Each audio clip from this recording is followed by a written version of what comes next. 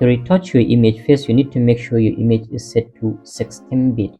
So just check to the right side of the name of your image here. You find that either your image is 8-bit or 16-bit. So make sure it's on 16-bit. If it is on 8-bit, which means you did not properly set up your Photoshop, what you need to do is just go ahead and open a raw file, and then you open it with Photoshop. It will get you to your camera raw. So in your camera raw, just click here, and then you move to the depth here, and then make sure you switch it from 8-bit to 16-bit, and you hit OK, and it will remain like this until you reset your photos. So always when you come back, you find your image on 16-bit instead of 8-bit. So first we need to do is we just need to duplicate our background layer by pressing Command or Control J, and then we rename the layer to blemishes, and then we use the layer to remove the blemishes on the face of our model using the spot healing brush tool here.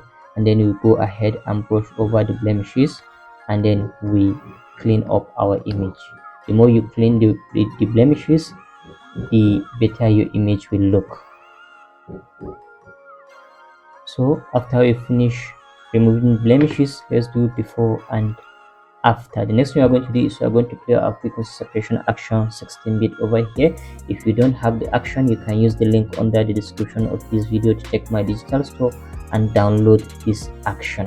So it will stop you here where it will ask you to decide the radius of your Gaussian blur. So you just need to take it down to 0, and then you select the area where I believe is having skin texture a lot on your image. So we just need to increase it just to the point where you cannot clearly see your skin texture. So somewhere around 3.5 we can still see our skin texture, but not clearly. It will work for this image, and then we hit OK. So what we are going to be doing is we are going to be selecting our mixer brush, and then we make sure the settings is exactly as you can see above here. The first icon here is unchecked. You make sure the second icon is checked. As you can see, it's having darker shade, and then here remain custom, weight 30, load 30, mix 30, and then flow also 30. Here remain 10, and then you make sure sample all layers is checked. So we are going to be using color correction to mix our skin, and then we are also going to use mixer brush to do that. So what we are going to do is we are going to make sure we uncheck our high FS, selecting our color correction, and then we start working on our image. Okay, here's the pro tip. Whenever you are using your mixer brush to mix your skin, always mix highlight within highlight and then shadows within shadows. So if you are mixing highlight, you just need to click on the highlight area, and then you mix on a circular or round movement, as you can see I'm doing right here. So as you can see, I'm mixing just highlight within highlight. So whenever I'm moving to shadows, I will also click and move my shadows within shadows, as you can see. So you don't need to click your highlight and move it to your shadows. No, you always need to make sure you keep your highlight within highlight and then shadows within shadows, and then always move your brush in a circular form, as you can see I'm doing just in a circular form, just to make sure I'm not moving my shadows to where they did not belong, or my highlight to where they did not belong, as you can see. So that's how you get to be moving from one spot to another, mixing your skin just in a circular form, as you can see, starting from the forehead, and then I'm now moving downward, as you can see. So that's how you'll be moving. Don't forget, in a circular form, and then you mix shadows within shadows and then highlight within highlights, as you can see. So it's also it's only by doing this you maintain the structure of the face of your model, because if you are moving highlight to shadows or shadows to highlight, it will definitely change the structure of the face of your model, which means you are also destroying the work of your makeup artist. As you can see, they always try to make sure they add shadows to where shadow is, and then they add highlights to where there is highlights. They call it contouring and highlighting in their own terms. So as you can see, I'm still moving from one area to another, from area where it's highlight to where it's shadows, and always maintaining the level of highlight and shadows to exactly where they belong. So if you want to check on what we have done, we are just going to make sure we check back our high fs layer. As you can see, if we do before and after, before and after, so as you can see, we have made changes already. So to continue mixing, we are just going to uncheck our high fs, and then we keep on mixing our skin on the color correction layer here. And also, something that will make your image stand out is if you learn to pay attention to details. Whenever you see highlights, no matter how small it is, respect it and leave it exactly as you see it there. It means something.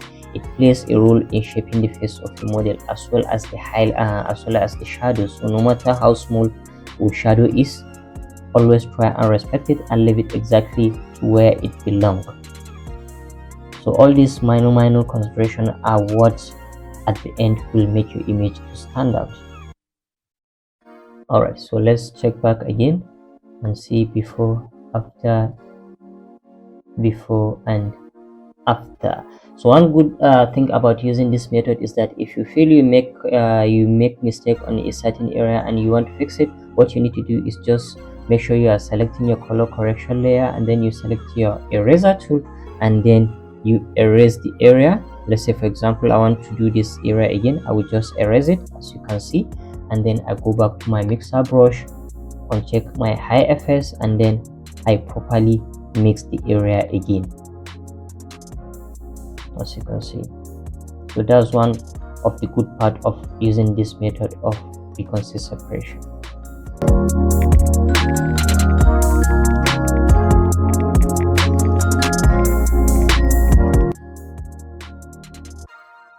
Okay, I think we are good like this. Let's check back our high fs. So if you zoom the image a bit and do before, after, before and after, and if you feel you use your brush and touch areas that you shouldn't touch, you can just select your color correction, selecting your eraser tool, and then you erase these areas like the eyebrow.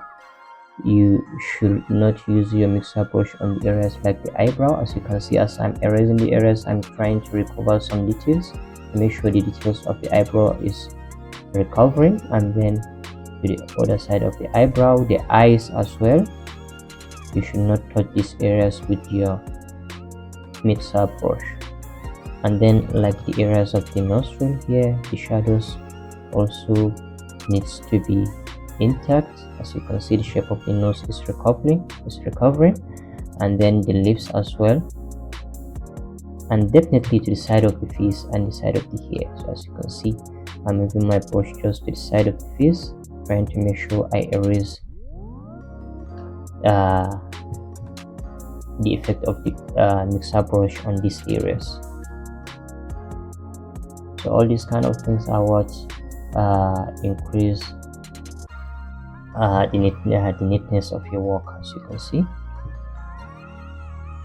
All right, so let's do before and after again. Before, after, before and after. And if you feel it's too much, you can always play with your opacity up here and reduce the intensity. So you can reduce the intensity if you feel it's too much. So here is the 0, and as I am increasing, as you can see, the effect of the mixer brush is increasing. So if you do before, after, before, after, before and after. So basically that's how I usually retouch my images using frequency separation in Photoshop.